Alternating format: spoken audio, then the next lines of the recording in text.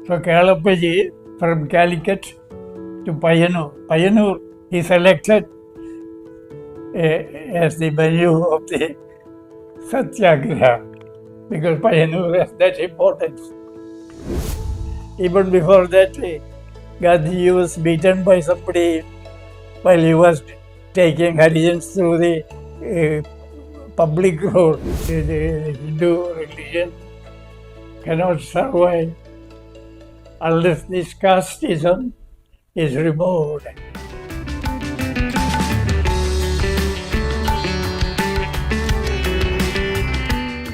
A centenarian whose very life is a glowing chapter of India's modern history, a veteran freedom fighter who carried the torch of liberty with unflinching courage, a journalist who gave voice to truth, an anti-untouchability crusader who stood for equality, a social reformer inspired by Mahatma Gandhi and a devoted disciple of Vinoba Bhave. All these salutations gracefully belong to Padma Shri VP Appukutta Poduwal.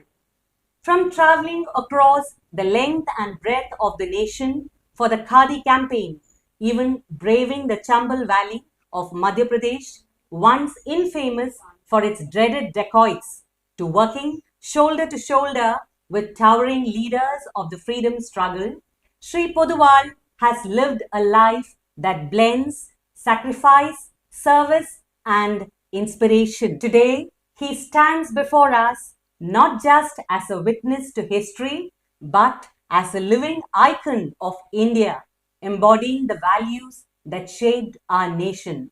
Namaste ji. Welcome to our podcast.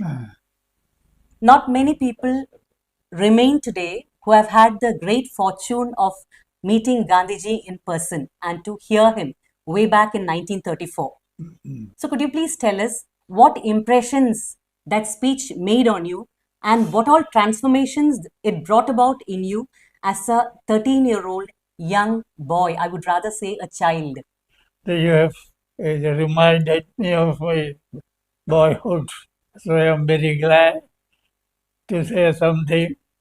I was brought up in an agricultural family where the main occupation was farming. It was a joint family system at that time. Gandhiji's arrival, I heard everything. In my school, in my house itself, there was discussions. So many people come to my uncle, is a Vaidya, for treatment and also for political discussions. So I used to listen all those things. And Gandhiji's arrival, I was waiting anxiously, and the children around my house also have that spirit. And I decided to see Gandhiji. The school was running. Nobody can go without permission outside. But I, without caring about all these things, took my two neighbor students also were there. I asked them to take their book and go out. After the second period, the bell rang. In fact, you exhorted the other students also to boycott class and to come and meet Gandhiji. Yes, and we took our book. After that time, Gandhiji has visited Swami Ananda Tirtha's Harijan ashram. And after the visit, he planted a mango tree there. The tree is that has become big, now bearing fruits. The tree is still there.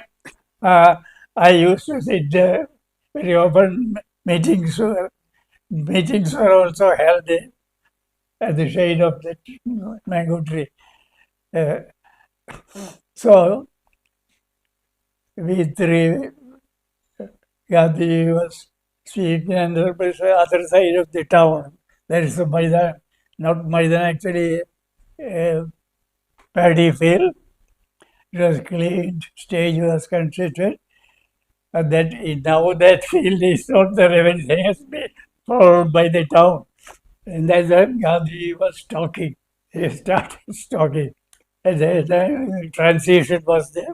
So I listened gently.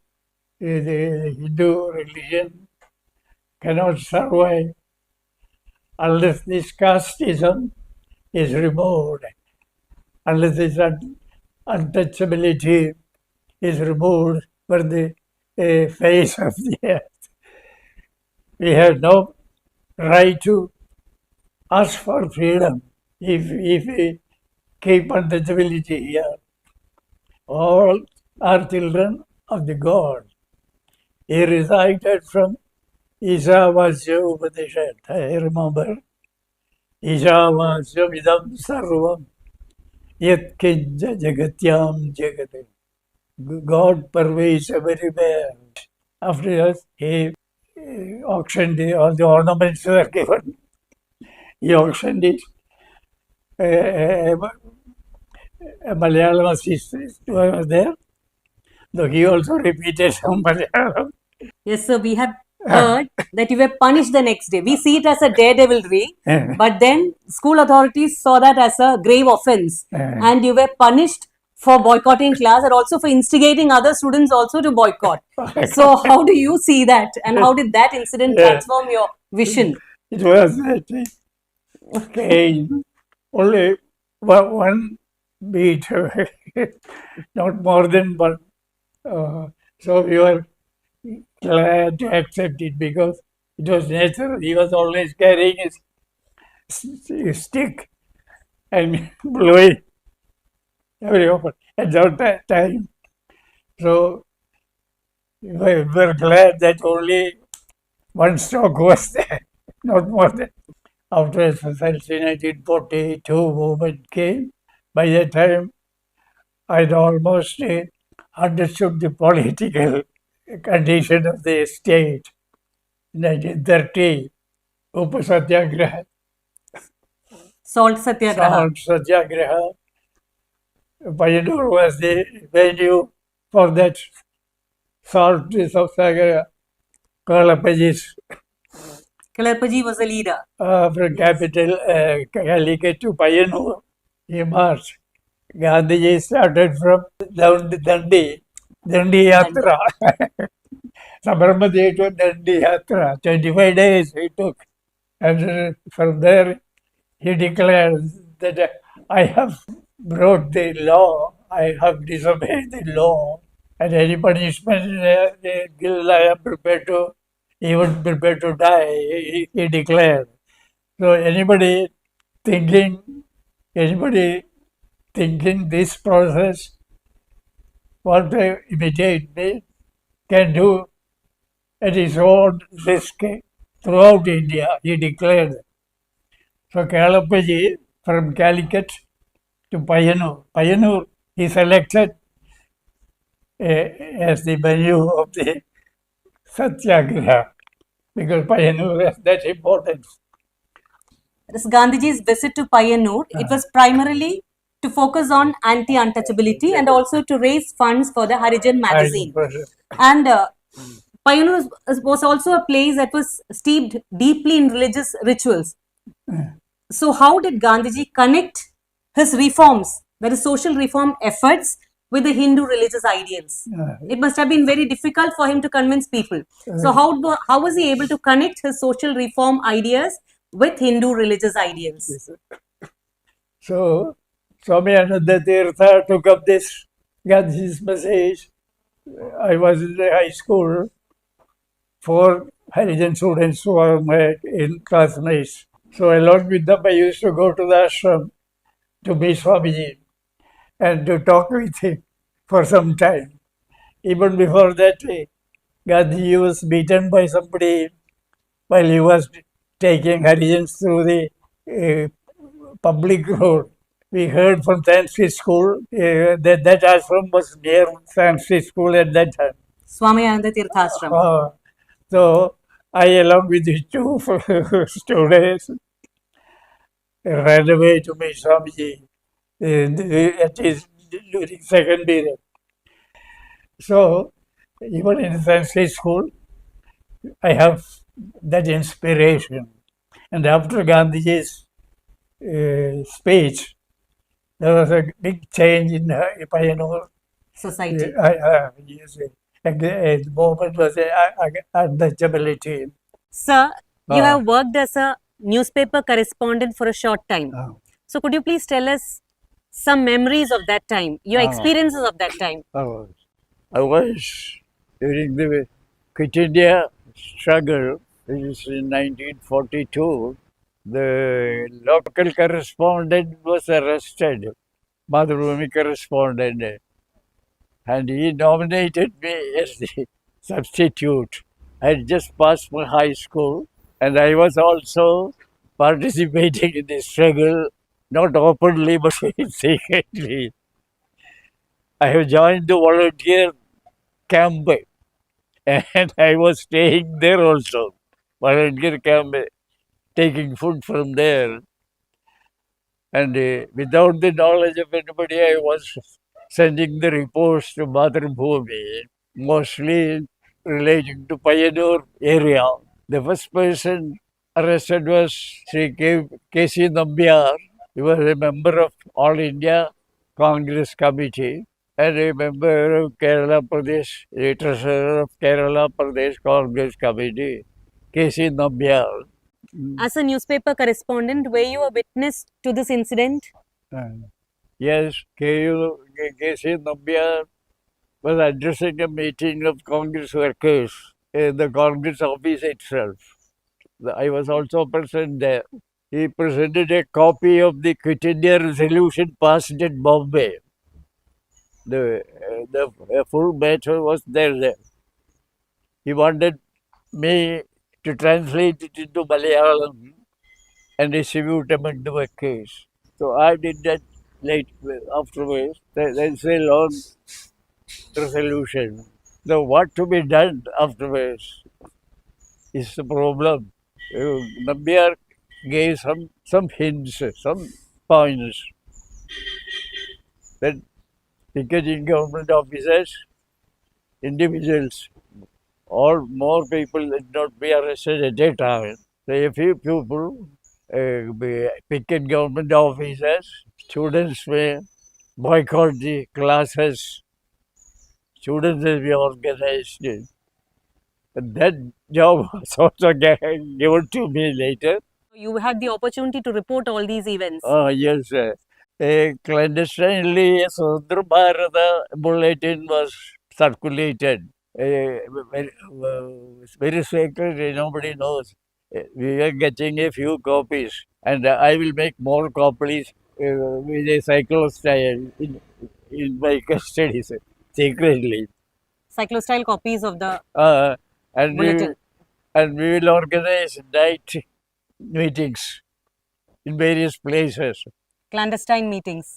Clandestinely, we will discuss all these things, and the people, what is happening in the other states also come through this Swatantara Bharata.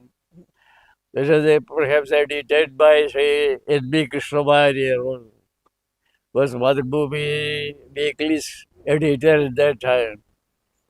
He also belonged to socialist group at that time. And one day he came to me, gave me a lot of leaflets in English brought from Bombay and wanted me to translate it and then take it in the cycle style machine and distribute it.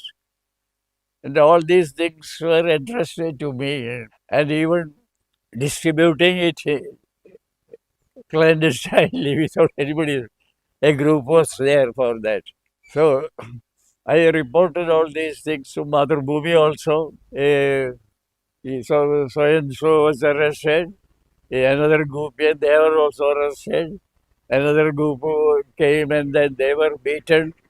That was also reported. And to avoid delay, I used to send it through telegram. The Malayalam report was sent in English. As telegram messages. And without knowledge of other, it was sent. Madhurumi accepted it isn't published. because if I write and send by post, it may take time. So that was also a device that I employed at that time. Okay. Your command over the English language was very helpful for us, for Malayalis, to intercept what was going on in other parts of India. Yes. And you have played you had the great fortune to be or to play a very active part in freedom struggle at that time.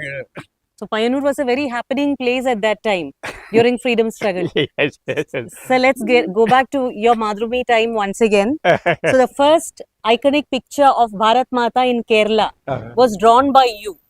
And this picture was featured as the cover page of Mathrubhumi Weekly then. So could you please tell us about that experience? I joined Payanur at some training. Even during my childhood, I had. But Raghuji came Payanur, that improved Charka. It was first introduced in my house. So all the members of the house learned that Spinning the charka. Charka, and I learned its mechanism and repair and all other things. I was studying in third standard. I was invited to the manager of Payanur's Khadi Center to join Charka Sangh. So I accepted. The head office of Charka Sangh for Kerala was first started in Payanur. So head office was shifted from Payanur to Kozhikode, and I was also transferred along with that. So from Kozhikode, I had relations, trusted relation with Madhurabhumi. A book named Charka Sangh have to be republished. So for that book, I draw some pictures, different activities, showing different activities, etc. And I took it to Madhurabhumi for reprint with this picture including. Already after the picture, you ask me who has drawn this picture. I myself done it. Then I want your service. You have to publish an election supplement. I want a Bharat Mata picture by you. Please draw a picture and bring me for approval. So this was asked by, this idea was put forward by Madhurabhumi editor. I'm not a artist. These pictures are drawn out of my own, the Bharat Mata and other things. I have very little knowledge about all those things.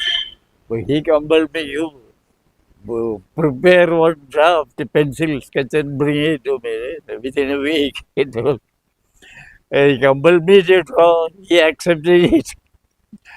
They wanted me to change it to Indian ink. And it was given, they took they published it. And my name was also, I came to Payanur. I was given a big reception afterwards. You had become part of history by drawing the first Bharat Mata picture. So, Bharat Mata, the idea was his, but other things were my own. So again, as part of your Khadi campaign, you have travelled to places like Chambal in Madhya Pradesh. Chambal Valley, that was once, at that time it was infamous for its dacoits. So could you please tell us about your experience there? That is after Gandhi's death, Charka Sangh was resolved. It was transformed into Sarva Seva Sangh. All Khadi, Hindi Prajar, Aitochar, and all those things combined together. सर्व सेवा संघ हो गया और सर्व सेवा संघ में भी मैं सर्विस करके उसके बाद I joined the All India Khadi and Village Commission after freedom. Post independence, you joined Khadi and Village Industries Commission. Commission. There was also, I was also actually invited. The head of that section, one mega travel from Tamil Nadu, visited Payanur and accidentally met me and asked me, "Are you willing to come to Khadi Commission?" And I told him I was alone with my mother. There's no other support. So it will be difficult for me to come to Lucknow. Lucknow was at that time. So he compelled me. I told my mother that I was going to Varanasi as a pilgrim. So my mother agreed. So I went straight to Varanasi and took my bath in the holy Ganga and prayed at the shrine. Kashi Vishwanath. And then from there I went to Lucknow for the test and interview. I could do everything easily and I got selection. After selection, there's a problem. I consulted my friends. This is the thing. How can I leave my mother alone here? So they compelled me, you go and it is a good opportunity to visit entire India. So, and they gave a chance, you just marry. A marriage. Actually, I was not willing to marry at that time. So, my marriage was, within 1 week, marriage was arranged. And I got permission from my mother. My wife was put there. In Payanur. And I told them, I will take both of you to Lucknow after some time. After, don't worry. so, so I joined Lucknow. So, what about your travel to Chambal, Uh, Madhya Pradesh? and from there, I had an opportunity to travel Chambal Ghati area also. It was a sub-center of Madhya Bharat Khadi Sangh. With the Gwalior was the headquarters. From there, so we had to visit the field, how the artisans are working, how spinning is going on, how weaving is going on, what are the defects in the implements, what all things are to be added, all instruction. I have to see. It is an overall supervising audit also at the time. So the manager asked me, don't go there. The decoys are kidnapping people. It's very dangerous, manager told me. And I told him, I am not afraid of this because I am a disciple of Vinobaji. I will tell them. In that time, they won't disturb me. I am sure. You didn't face any problem in carrying out your work in Chambal. Yes. After walking 7 miles I reached Chambal after walking 7 miles by foot. There is no road or other highway. You have to go back also. There is another Chambal is a sub-center and Jawaharlal there is another center. So I have to visit Jawaharlal also. From here, 7 miles by foot and through Very difficult terrain. difficult terrain. So I was returning just a furlong at that time. I saw a person. House was there. He was seated there, and a few people were surrounding, sitting around him, and they were all in a pensive mood. My co-worker told me that just now a person smuggled, kidnapped from here has been returned by the decoys after paying the ransom. That is about 20,000 rupees or something like that. So I was interested to meet that man and talk to him. So I went and seated before him. And that man was seated there. Prabhu Dayal, his name was, I remember. Prabhu Dayal. I told him that I have come to visit that weavers here. I am from the Khadi field and I want to know what are your hardships. Please tell me. within a few minutes we have to go back immediately. But then for some time he could not speak. Tears were dropping from his eyes. And they started telling, this is a second Birth for him. birth for me. I thought I would have died already. I have no money, ready cash with me to pay to them. My children disposed of a small area. There was a small Piece of land. area was field was there. They disposed of it, and that money was taken to the dacoits, and then they released. Otherwise, his life would have been finished there.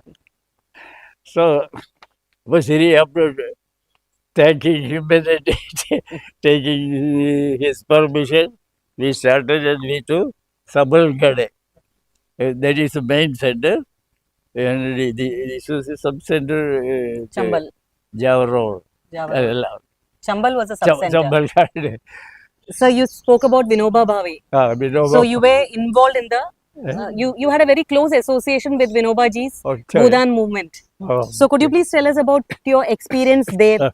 The Bhudan movement was started by Vinoba Ji in 1951. So Vinoba Ji reached Kanjipuram, Madras state. In 1956, he reached Kanjipuram. It was an old famous town, a town of temple town. And the Shankaracharya, there was a Shankaracharya also. So I attended that meeting. I was in the service, I was at that time, along with other friends. Now, as we are nearing the close of this interview, we would like to know what message you would like to give to our young generation. Somebody asked me, Gandhiji, what gave us some message. So Gandhiji replied, my life is my message. And my life is famous and nothing else. And similarly, I am not at their level. And I am not capable of giving message. Only to study the life of Gandhi and Vinoba Ji and take inspiration from them and try to bring in life whatever is possible from your person. So it was a great blessing for me to meet you and interact with you and to hear you. Thank you once again for giving us your valuable time. It is my good fortune, I think, to meet you people. Thank you. Jai Hind. Jai Hind.